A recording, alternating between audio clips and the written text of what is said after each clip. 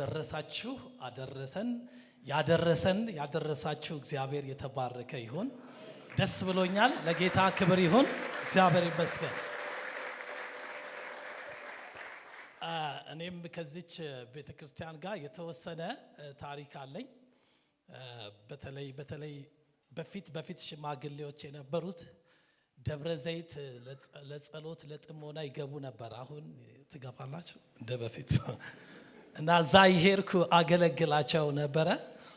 ከነሱ ጋር ብዙ ጊዜ አሳልፌያለሁ። በየተወሰነም ጊዜ እዚህ ስመጣ እዚህ ከመጣችሁ በኋላ ያገለግልኩ ነበር። ሳገለግል በየመጣውበት ጊዜ ለውጥ አይ ነበርና አዳራሽ ለውጥ ያለ፣ ግቢ ለውጥ ያለው ለውጥ እግዚአብሔር በብዙ እየረዳችሁ እያገዛችሁ እንደሆነ እኔም ምስክር ነኝ እና ክብር ለእግዚአብሔር ይሁን። ዛሬ ደግሞ በዚህ ቀን በመታደሜ እንዳገለግል ራሴን እንደተመረቀ ሰው አድርጌ ቆጥረዋለሁ። የቤተ ክርስቲያን መሪዎች በዚህ ቀን የእግዚአብሔርን ቃል እንዳካፍል ስለጋበዛችሁኝ ፓስተር ራሴንም እግዚአብሔር ይባርካችሁ። እግዚአብሔር ዛሬ ይናገረናል። በዚህ ቀን ደግሞ እግዚአብሔር ለእያንዳንዳችን መልእክት አለው። ስለዚህ እግዚአብሔር የሚለንን የምንሰማበት ጊዜ ይሆናል። መጽሐፍ ቅዱስ ከያዛችሁ ለመነሻ እንዲሆነኝ ትንቢተ ኢሳይያስ ምዕራፍ 29 ቁጥር 22 ላይ ያለውን የእግዚአብሔርን ቃል በማንበብ ጀምራለሁ። ትንቢተ ኢሳይያስ ምዕራፍ 29 ቁጥር 22 ስለዚህም አብርሃምን የተቤዠ እግዚአብሔር ስለ ያዕቆብ ቤት እንዲህ ይላል፣ ያዕቆብ አሁን አያፍርም፣ ፊቱም አሁን አይለወጥም። አሜን። እግዚአብሔር በቃሉ እንዲናገረን ከኔ ጋር አጭር ጸሎት እንጸልያለን። እግዚአብሔር አምላካችን ሆይ እስከ ዛሬ ድረስ የረዳህን፣ እዚህ ያደረስከን፣ ያገዝከን፣ ከፍታ ላይ ዝቅታ ላይ በማግኘት በማጣት በብቸኝነት በአጀብ ስንጓዝ ያልተለየህን አምላክ ስም ይባረክ። በተለይም ስለነዚህ ወገኖቼ ስለዚህ ስለ ኮልፌ ቃለ ሕይወት ቤተ ክርስቲያን አመሰግንሃለሁ፣ አከብርሃለሁ። ስለረዳሃቸው ስላገዝካቸው አሁን የደረሱበት እንዲደርሱ አንተ ምክንያት ስለሆንካቸው ስም ይባረክ። እነሱ ብቻውን መራው፣ ከሱ ጋር ሌላ አምላክ አልነበረም እንደሚል እነሆ በንፋስ ውድማ በዛ ውስጥ አገኘው፣ ከበበው፣ ተጠነቀቀለት፣ እንደ ዓይንም ብሌን ጠበቀው እንደሚል እግዚአብሔር አምላክ ሆይ ተጠነቀቅላቸው፣ ስም ይባረክ። ከበብካቸው፣ ጠበቅካቸው፣ ስም ይባረክ። የሚያስፈልጋቸውን አዘጋጀላቸው፣ ስም ይባረክ። ብቻህን መራቸው፣ ክብር ለአንተ ይሁን። ካንተ ውጪ ሌላ አልነበረም። ክሬዲት የሚሰጡት ክብር ለአንተ ይሁን፣ ክብር ለአንተ ብቻ ይሁን። በዚህ ቀን ማንንም አናጎላም፣ አንተን እናጎላለን፣ አንተን ከፍ እናደርጋለን። እነሆ አቤኔዘር እስካሁን ድረስ እግዚአብሔር ረድቶናል ብለው እንደለጠፉት በእርግጥም እስካሁን ስለረዳቸው ስም ይባረክ። አባት ሆይ እናመሰግንሃለን። እስካሁን የረዳሃቸው ከዚህም በኋላ ልትረዳቸው ልታግዛቸው አለህ። ደግሞ ይህንን እያሰቡ ባሉበት በዚህ ጊዜ ካንተ ለመስማት እነርሱም እኔም ባሪያ በዚህ ቦታ አለው፣ ተናገረን ጌታ ሆይ፣ ድምፅ ይምጣልን ጌታ ሆይ፣ የቃል ደጅ ይከፈትልን፣ የቃል ፍቺ ያብራልን። እኔንም ባሪያ መናገር እንደሚገባኝ እንድናገር እርዳኝ፣ ምሕረት ያግዘኝ በጌታ በኢየሱስ ስም አሜን። ስለዚህ አብርሃምን የተቤዠ እግዚአብሔር ስለ ያዕቆብ ቤት እንዲህ ይላል። ስለ አስኮ ቃለ ሕይወት እግዚአብሔር እንዲህ ይላል። ስለ አስቻለው እንደዚህ ይላል። እዚህ ስላለነው እያንዳንዳችሁ ስማችሁን አስገቡ። እግዚአብሔር እንዲህ ይላል። እግዚአብሔር እንዲህ ይላል። ምን ይላል እግዚአብሔር? እግዚአብሔር እንዲህ ይላል፣ ያዕቆብ አሁን አያፍርም፣ ፊቱም አሁን አይለወጥም። ያዕቆብ ትንሽ ስለ ያዕቆብ ነው እንድናወራ የፈለኩት። ስለ ያዕቆብ ብዬ ስናገር በእርግጥ ያዕቆብ ማለት እስራኤል እንደሆነ እናውቃለን። እስራኤል ማለት እንደ ኔሽን እንዲሁም ደግሞ እንደ ግል ያዕቆብ ፐርሰናል በግልም ስሙ እንደሆነ እናውቃለን። እኔ አሁን ያዕቆብ የእምነት አባታችን ፓትሪያርክ የሆነውን እሱን ነው እንድናይ የምፈልገው እና እሱን እንድናይ ስፈልግ ደግሞ ወደ ዘፍጥረት 31 ነው የምወስዳችሁ። ዘፍጥረት 31 ላይ ያዕቆብ በላባ ቤት በነበረበት ጊዜ 20 ዓመት እንደኖረ እዛ ቦታ ላይ እናገኛለን። ያዕቆብ በላባ ቤት 20 ዓመት ኖረ። እግዚአብሔር አምላክ ይሄ የ20 ዓመት የባርነት ይሄ የ20 ዓመት ለሰው የመስራት ለሰው የመልፋት ዘመን በቃ ብሎ ወደ ተናገረው ወደ አየለት ወደ አሳየው መጀመሪያ እሱን ወደ ጠራበት ወደዛ ነገር ሊወስደው ሲመጣ እግዚአብሔር አንዳንድ ነገሮችን መነካካት ጀመረ በላባ ቤት። ምንድነው የነካካው? የላባን ፊት መቀየር ጀመረ፣ መለወጥ ጀመረ። በማላይ በያዕቆብ ላይ መለወጥ ጀመረ እና በዚህ ሰዓት ያዕቆብ የላባን ፊት አየ ይላል ምዕራፍ 31 ቁጥር 2 ላይ ተመለከተና እነሆም ከእርሱ ጋር እንደ ድሮ አልሆነም ይላል። ሲያየው በፊት ፈካ ይል ነበር ፊቱ፣ አሁን ግን ፊቱ ኮስተር ነው የሚለው። በየጊዜው ይቆጣዋል፣ ቁጣ ነው የሚለው እና ፊቱ እንደ ወትሮ አልነበረም። ስለዚህ ሚስቶቹን ጠራና ያዕቆብ እንዲህ አላቸው፣ የአባታችሁ ፊት ከኔ ጋር እንደ ድሮ እንዳልሆነ አያለሁ። ተለውጧል። የአባታችሁ ፊት መልኩ ተቀይሯል፣ ባህሪው ተቀይሯል። ፊቱ የሚለው ውጫዊው ብቻ ሳይሆን ለሱ ያሳየው የነበረው ነገር ሁሉ እንደተለወጠበት ተመልክቶ ነበርና እንደ ድሮ እንዳልሆነ አያለው። ነገር ግን የአባቴ አምላክ ከኔ ጋር ነው። እግዚአብሔር የተመሰገነ ይሁን። ነገሮች እንደ በፊቱ ባይሆኑ፣ የላባ ፊት እንደ በፊት ባይሆን ቢለዋወጥ፣ አባቴን አምላክ እግዚአብሔርን ሳየው ግን ዛሬም የአባቴ አምላክ ያው ነው አለ። ፊቱ አልተለወጠብኝም አለ። ሃሌሉያ ወገኖቼ፣ የእግዚአብሔር ቃል ሲናገር ምን ብሎ ይናገራል? አቤቱ አንተ ከጥንት ምድርን መሰረትክ፣ ሰማያት የእጅ ስራ ናቸው ይልና እነሱ ይጠፋሉ፣ አንተ ግን ትኖራለህ። ሁላቸው እንደ ልብስ ያረጃሉ፣ እንደ መጎናጸፊያ ትለውጣቸዋለህ። ይለወጣሉ። የማይለወጥ ነገር የለም። ሰማያት ይለወጣሉ፣ ምድር ይለወጣል፣ የሰው ፊት ይለወጣል፣ ሁኔታ ይለወጣል። በጣም ልንገራችሁ፣ እኛ ራሳችን እንኳን እንለወጣለን። የኛ ፊት እንኳን ይለወጣል። አንዳንዴ ፏ ይላል፣ አንዳንዴ ደግሞ ዲም ይሆናል፣ ጨለም ይላል። አንዳንዴ በጣም ያምርብናል፣ አንዳንዴ ደግሞ ከሳቅ ገርጠት እንላለን። የኛም ፊት ይለዋወጣል። ልጅ በነበርን ጊዜ የነበረን መልክና አሁን እያደግን እያለን ያለ መልክ አንድ አይደለም። እኔ ልጅ በነበረ ጊዜ የነበረኝ መልክና አሁን በጣም አምራለሁ። አሜን።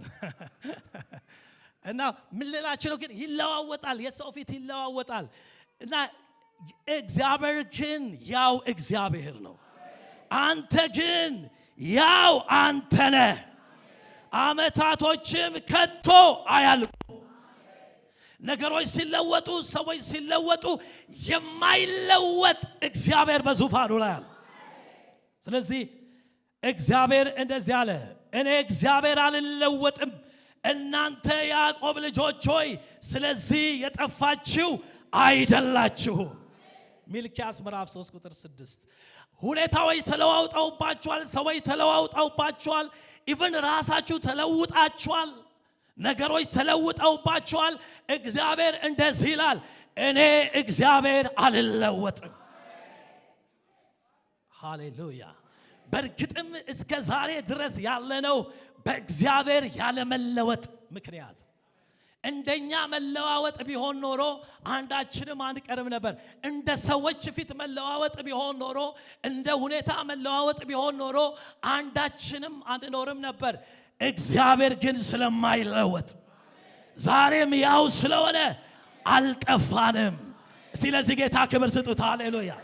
አልጠፋንም። እግዚአብሔር እኔ አልለወጥም። ኢየሱስ ክርስቶስ ትናንትና ዛሬም እስከ ዘላለም ድረስ ያው ነው እና ተለውጦብኛል። ሁኔታ ፊት ተለውጧል እና ምንድነው ድምፁ እንደዚህ ነው። እግዚአብሔር እንደዚህ አለ፣ ሐውልት የቀባህባት በዚያም ለኔ ስዕለት የተሳልክባት የቤቴል አምላክ እኔ ነኝ። ያኔ የተገለጥኩልህ ትዝ ይላል። ከኤሳው ጊዜ በሸሸ ጊዜ ብቻህን ሆነ ቀን ጨልሞብህ የሚረዳ ባልነበረ ሰዓት የተገለጥኩልህ የቤቴል አምላክ ከ20 ዓመት በኋላም እኔ ነኝ። ኦ ሃሌሉያ! ከ20 ዓመት በኋላም አልተለወጥኩም። አሁንም አለ ተነስተ ከዚህ አገር ውጣ፣ ወደ ተወለድክበት ምድር ወደዚህ ምድር መልሳለሁ ብዬ ነገርኩ። የዛሬ 20 ዓመት ያልኩ ወደዛ ተመለስ እና በሌላ አማርኛ እኔ ልበለው መጽሐፍ አይልም ሁኔታዎችን የለዋወጥኩብህ እኔ ነኝ። ተመችቶ እዚሁ ዝም ብለ ኖረ እንዳትሞት፣ ወለደ ከዛ በኋላ ከዛ አረጀ ሞተ እንዳትባል፣ ከዛ በኋላም ታሪክ እንዳይዘጋ ወዳየውልህ እንድትሄድ ወደዛ እንድትሄድ ነገሮችን እየነካካው ያለሁት እኔ ነኝ። በነገራችን ላይ አንድ ትልቅ ሚስጥር ልንገራችሁ። እግዚአብሔር አምላክ ወዳየልን ቦታ እንድንሄድ በሚፈልግበት ጊዜ አሁን ያለንበት ቦታ እንዳይመቸን ያደርጋል። አሁን ይሄ ሚስጥር ነው፣ በደንብ መገለጥ ነው። በደንብ ስሙ። አሁን ያለንበት ቦታ እንዲጎረብጠን እንዲቆረቁረን እንዳይመቸን ነገሮችን መነካካት እግዚአብሔር ይጀምራል። ሰው ሳይሆን ራሱ እግዚአብሔር። ለምን እንደዛው ቁጭ ካለን ዝም ብለን ልንኖር ነው። እግዚአብሔር ደግሞ ወዳየልን ነገር እንድንሄድ ይፈልጋል። ስለዚህ ሊያመን ይችላል፣ ላይመቸን ይችላል፣ ደስ ላይል ይችላል። መንገዱ ግን የሆነ ነገር ያደርግና ይወስደናል። ዮሴፍን ላምጣላችሁ። በአባቱ ቤት ተመችቶታል። አባቱ በተለየ ነው የሚያሳድገው። ለሌሎቹ ለምሳሌ 100 ብር ልብስ የሚገዛላቸው ከሆነ ለሱ የ500 ብር ልብስ ነው የሚገዛለት። በጣም ፕሪቪሌጅድ የሆነ የታደለ ሰው ነበር ዮሴፍ በአባቱ ቤት ሲኖር እና ከአባቱ ቤት የመውጣት ምንም እልም አልነበረውም። እግዚአብሔር ደግሞ ሌላ እልም ሰጥቶታል። እልሙ ምንድነው? ሕዝበ እስራኤልን ማለትም ትውልዱን የሚመግብበት እልም ሰጥቶታል። ነዶ በሙሉ የወንድሞቹ ለሱ ሲሰግዱ የሱ ቀጥ ሲል አሳይቶታል። መጋቢ እንደሚሆን አድርጎ አሳይቶታል። ወደዛ ነገር አሁን ውጣ ቢለው አይወጣም። ግን እንዴት ወጣ? ወንድሞቹ ተባብረው ሸጠው ወሰዱት እና ምን አለ እሱ? ኖ እናንተ አይደላችሁም ያመጣችሁኝ፣ እግዚአብሔር አስቀድሞ ነው ያመጣኝ። ሁኔታዎችን የቀያየረው እግዚአብሔር ነው። እንዳይመቸኝ አድርጎ ያመጣኝ እሱ ነው። እንደኔማ ቢሆን ከዛ ሰፈር አልወጣም ነበር። ከኮምፈርት ዞኔ ከምቾት ቀጠናዬ አልወጣም ነበረ። የምቾት ቀጠናዬ ነካክቶ ለዚህ ክብር ለዚህ ስራ ያመጣኝ እግዚአብሔር ነው። ንስር ጫጩቶቿን ስታሳድግ መጀመሪያ በጣም በሚመች ቦታ ላይ ነው የምታስቀምጣቸው ይባላል። ማለት በሚመች ስላችሁ እንዳይጎረብጣት ለስላሳ ነገር ነው የምታስቀምጥላቸው። ከዛ እንደዛ ተመችቷቸው ዝም ብላ ከለቀቀቻቸው እንደማይበሩ ካልበረሩ የሷ ጥገኛ እንደሚሆኑ ስለምታቅ ትንሽ ከፍ ሲሉ ለስለስ ያለውን ታነሳባቸዋለች እና እንዲቆረቆራቸው እንዳይመቻቸው ታደርጋለች። ከዛ እነሱም በቃ ውስጣቸው ያለውን አቅም ተጠቅመው ለመብረር ይዳዳቸዋል። እና አንዳንድ እግዚአብሔር ነካ እያደረገባችሁ ያለ ኮምፈርት ዞን ምቾት ቀጠናችሁን እየነካካባችሁ ሰዎች ያላችሁ ካላችሁ ዛሬ መልእክት አለኝ። እግዚአብሔር ወዳየላችሁ ሊወስዳችሁ ነው። እዛው እንዳትቀሩ።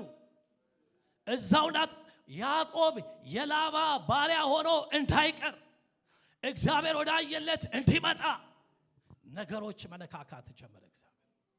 እና እግዚአብሔር ምን አለው? ከዚህ ውጣ አለው። እና ውጣ ሲለው ያዕቆብ የወሰደውን እርምጃ 4 ነጥቦች ተመልክተን ነው የምንጨርሰው። እና ያዕቆብ ምንድነው ያደረገው ስንል ያዕቆብ ከላባ ቤት ኮበለለ። አሜን። እና ዛሬ አንድ ነገር እናገራለሁ። እስካሁን ድረስ ፊታችን ተለውጧል፣ አፍሯል። ምን ማለቴ ነው? አንዴ ደህና ስንሆን፣ አንዴ ስንታመም ያዕቆብ 10 ጊዜ ደሞዜን ለዋወጥክብኝ አለው። አንዴ ሲያታልለው፣ አንዴ የሆነ ነገር ሲያደርገው ላባ፣ አንዴ የሆነ ነገር ሲያደርገው 10 ጊዜ ቀያይሮበታል። በእርግጥ የዘራው ዘር ነው። እሱም አታሎ መጥቷል ስማርት ሆኖ። ከዛ ሞር ስማርተር ዛን ሂም ከሱ የበለጠ ስማርት የሆነ ሰው ደግሞ እዚህ ጋር ጠበቀው እና ባይ ዘ ዌይ ሰው የዘራውን ያንኑ ያጭዳል። ይሄ በጣም መርህ ነው።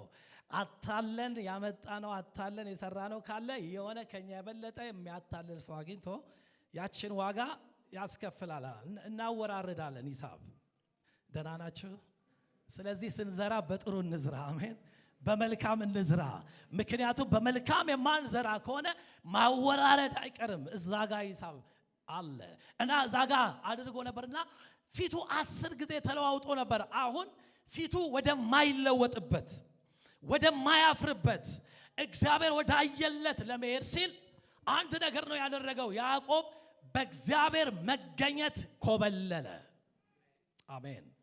እና ዛሬ እንደዚህ ላለው ፊታችን ወደማይለወጥበት ወደማናፍርበት እግዚአብሔር ወዳየልን ነገር ለመሄድ የመጀመሪያው ልንወስደው የሚገባው እርምጃ በእግዚአብሔር አብሮነት፣ በሌላ አማርኛ ልናገረው ከእግዚአብሔር ጋር ሆነን መኮብለን ካለብን ሰፈር እንኮበልላለን። አሜን። እና ኮበለለ የሚለውን ላንሳላችሁ። ያዕቆብም የሴራውን ሰው ላባን ከርቶ ኮበለለ፣ መኮብለሉንም አልነገረው።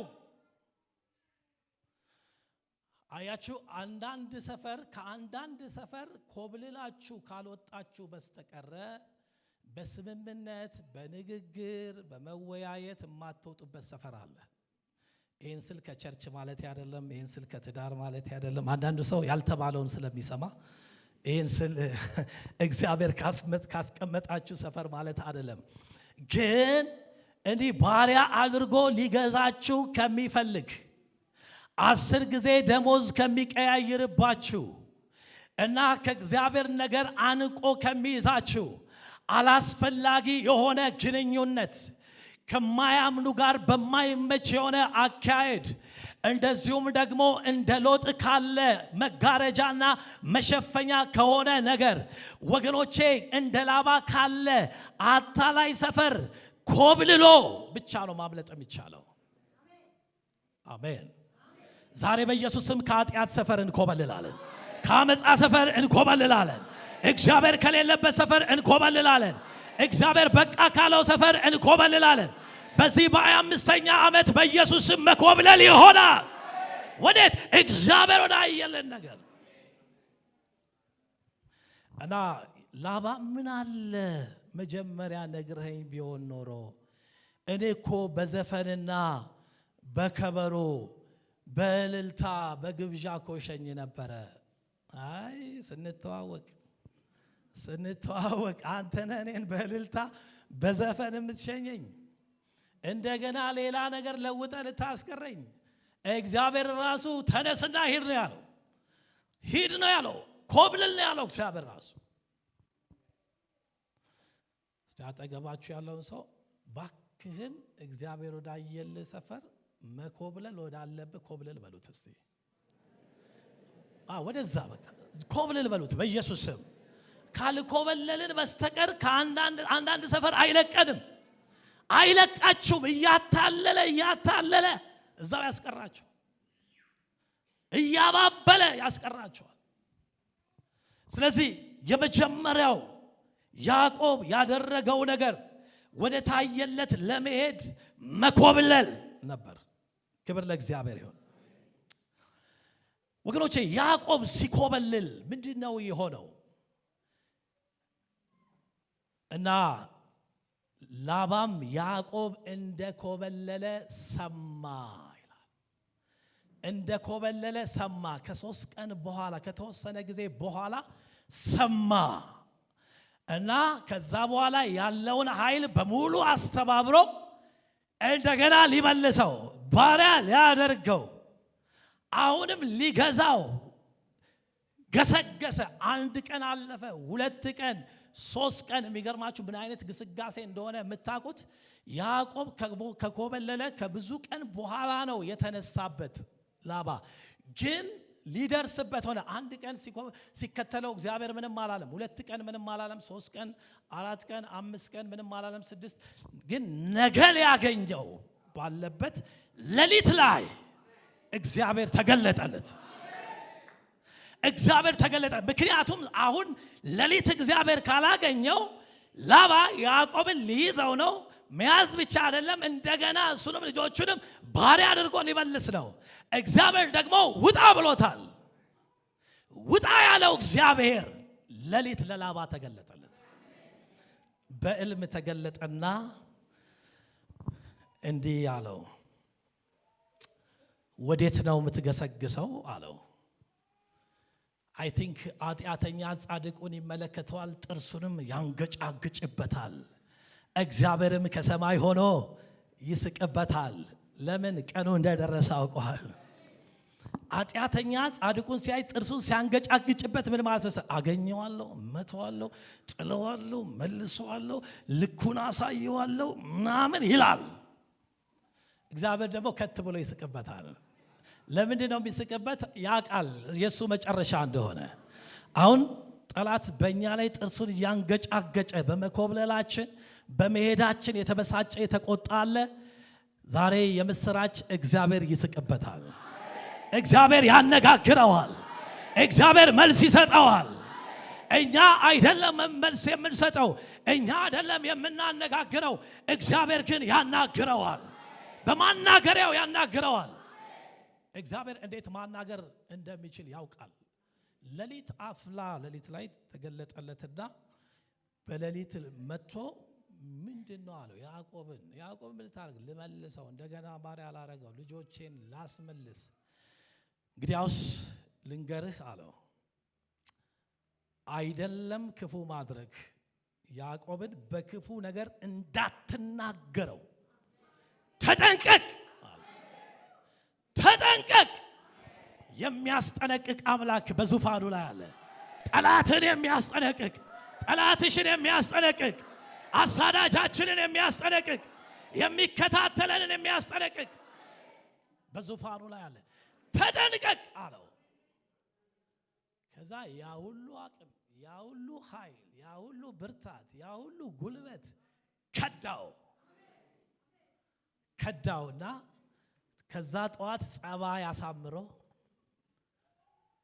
ትውት ሆኖ እንዲሁም እሸኛል ነበር፣ በዘፈን እሸኛል ነበር ያለው ከዚህ በኋላ ነው። እንዲሁ በልልታ እሸኛል ነበር ያለው ከዚህ በኋላ ነው።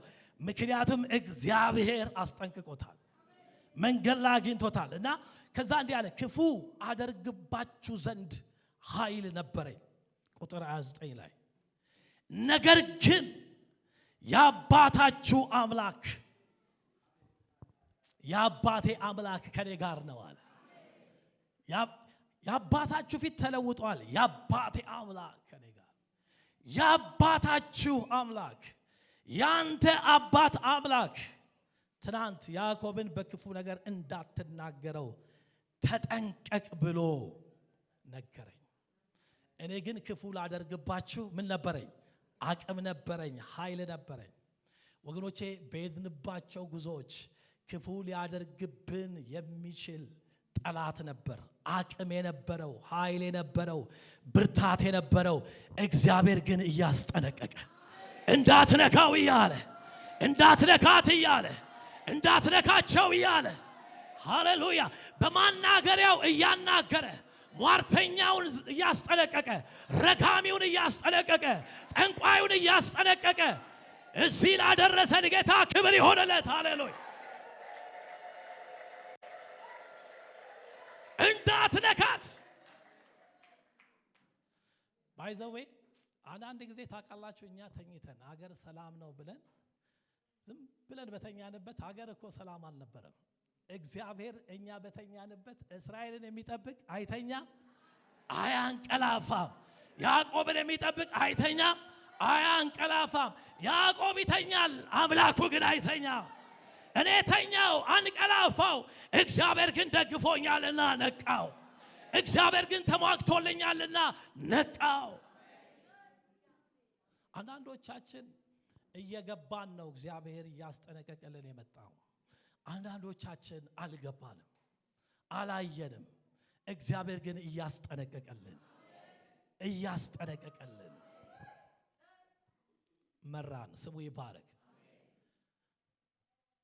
እና እግዚአብሔር ወደ አየለን ነገር ወገኖቼ መኮብለል ካለብን ከኃጢአት ሰፈር፣ ከአመፃ ሰፈር፣ ከክፋት ሰፈር እግዚአብሔር በቃ የሰፈር ጨርሳል ካለው ሰፈር በኢየሱስ ስም መኮብለል ይሆናል።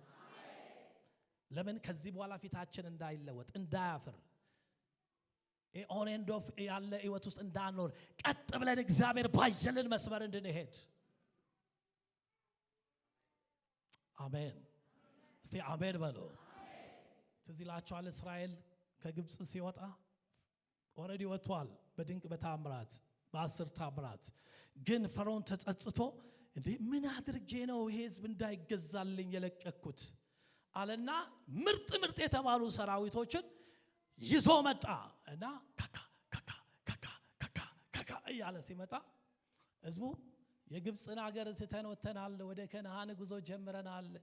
የአብርሃም አምላክ ምሕረቱ ብዙ ነው፣ የይስሐቅ አምላክ ምሕረቱ ብዙ ነው፣ የያዕቆብ አምላክ ምሕረቱ ብዙ ነው። እግዚአብሔር አምላካችን ከባርነት አወጣን፣ እዚህ አደረሰን እያሉ እየዘመሩ ደስ እያላቸው ሲጓዙ ዘወር ሲሉ ፈርዖንና ምርጥ ሰራዊት አሉ። ምን ለማድረግ? ለመመለስ። ወየው አለ ህዝቡ። አንድ ሚስጥር ልንገራችሁ። ኮብልለን በምንወጣበት አወጣጥ ጠላት አያጨበጭብልንም። ብራቮ ወጣች፣ ብራቮ ወጣ፣ ብራቮ ሄደ፣ እግዚአብሔር ወዳየለት ብሎ ጠላት አያጨበጭብልንም። ይልቁንም እንደገና ኃይሉን አስጠናክሮ ሊያሳድደን ይመጣል። ይሁን እንጂ ጠላት ይሰጥማል፣ እኛ እንሻገራለን። በጠላት ሰፈር ጭብጨባ አይሆንም፣ እልልታ አይሆንላችሁም። እንዲሁም ብስጭት፣ ቁጣ ያለውን አጠናክሮ ሊመጣ ይችላል። ይሁን እንጂ ህዝቡ ምንድነው ያሉት? ወይኔ አንተ ሰውዬ ዝም ብለን ያወጣን ተወን፣ ለግብፃውያን እንገዛላቸው ስንል እንዲሁ ዝም ብለን አውጥተን እዚህ በምድረ በዳ ልትቀብረን ልታስገድለን አወጣን ብለው ጮህበት ሙሴ ላይ። ሙሴም ወደ እግዚአብሔር ጮኸ። እግዚአብሔርም ምን ትጮህብኛለህ? በትርን አንሳ፣ እኔ ዛሬ በእነዚህ በግብፃውያን ፈረስና ሰራዊት ላይ ክብርን አገኛለሁ። ይህ ህዝብ ይሻገራል፣ ማለትም እኔ የጠራሁት ህዝብ ይሻገራል። እነሱን ግን ለዘላለም አታዩዋቸው። ዛሬ የምታዩዋቸውን ግብፃውያን ለዘላለም አታዩዋቸው።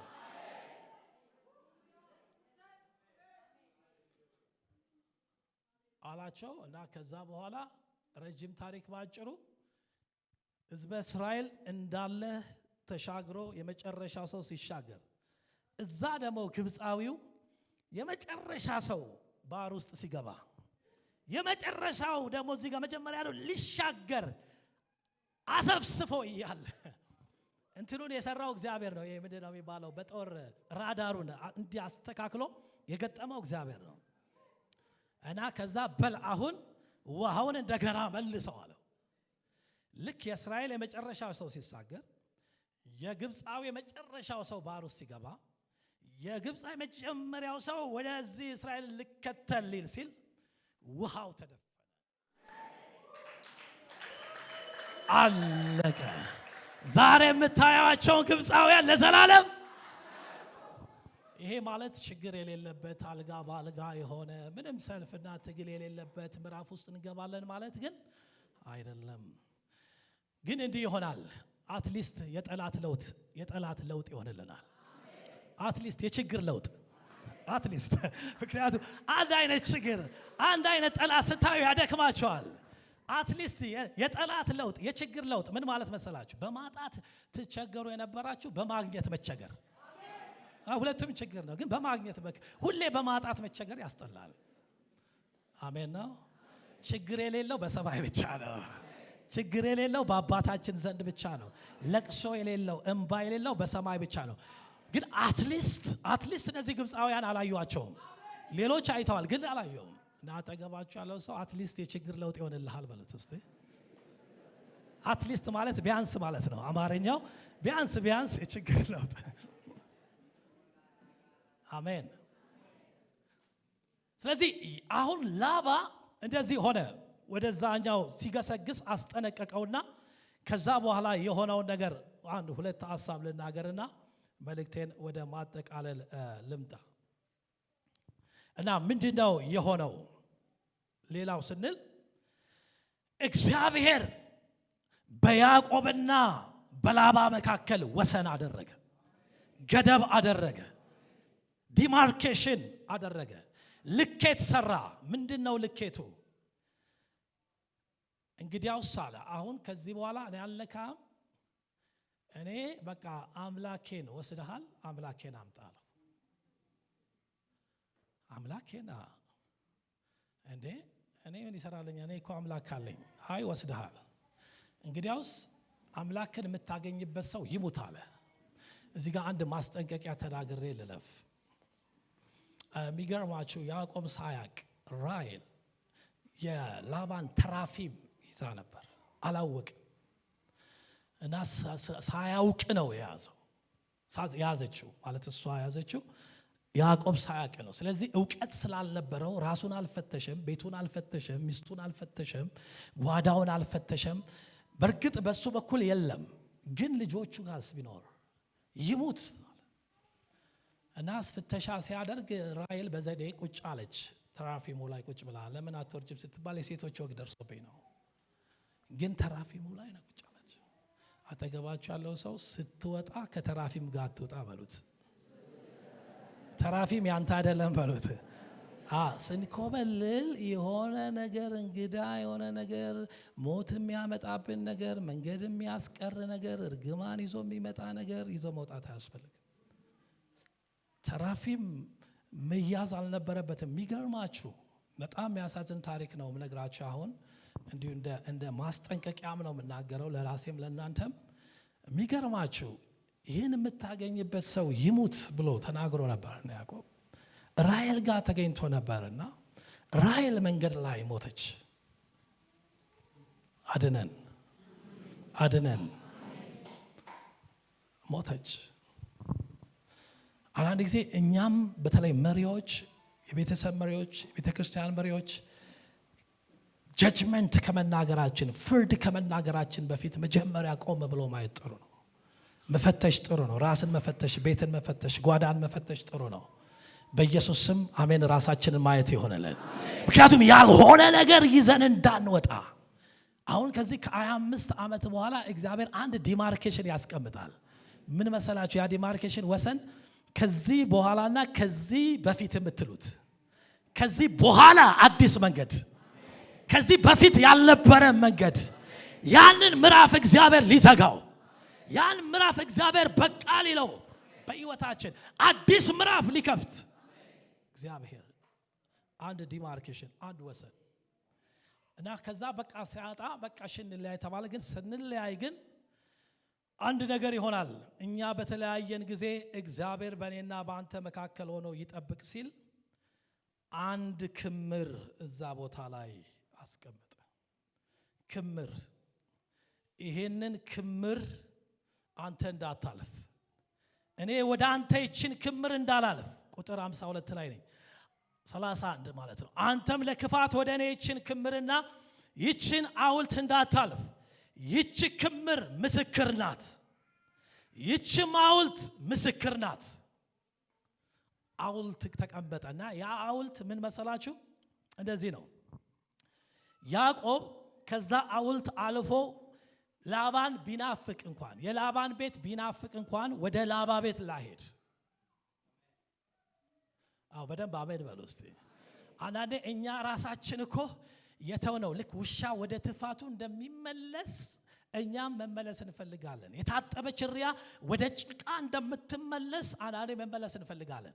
ላንመለስ እግዚአብሔር ባየልን መንገድ ልንሄድ፣ ለኛም